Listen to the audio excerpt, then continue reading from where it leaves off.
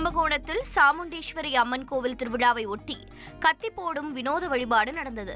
இதில் சிறுவர்கள் முதல் பெரியவர்கள் வரை உடலில் கத்தி போட்டுக்கொண்டு வினோத நேர்த்திக்கடன் செலுத்தினர். இதனிடையே பக்தர்கள் பால்குடம், தீச்சட்டி எடுத்து ஊர்வலமாக வந்தனர்.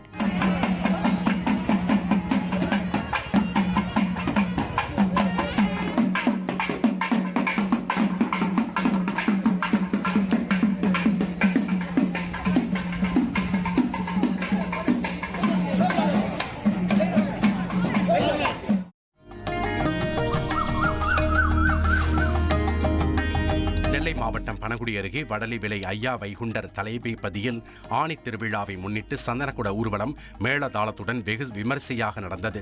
முதல் நாளில் பூச்சப்பர வாகனத்தில் ஐயா எழுந்தருளி வீதி உலா நடந்தது.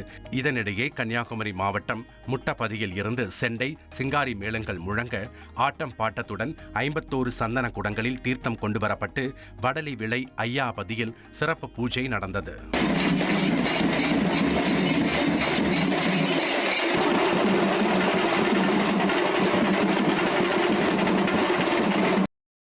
கோவை மருதமலை சுப்பிரமணிய சுவாமி கோவிலில் பாதுகாப்புத்துறை அமைச்சர் ராஜ்நாத் சிங் சாமி தரிசனம் செய்தார். கோவையில் உள்ள பிரபல கங்கா மருத்துவமனையில் பாதுகாப்புத்துறை அமைச்சர் ராஜ்நாத் சிங்கின் மனைவி சிகிச்சை பெற்று வரும் நிலையில் தனது மனைவியை மருத்துவமனையில் பார்த்துவிட்டு திரும்புகையில் மருதமலை சுப்பிரமணிய சுவாமி கோயிலில் மத்திய அமைச்சர் ராஜ்நாத் சிங் சாமி தரிசனம் செய்தார். தந்தி டிவியை உங்கள் கேபிள் டிவி ஆபரேட்டரிடம் இலவசமாக கேட்டு பெறுங்கள்.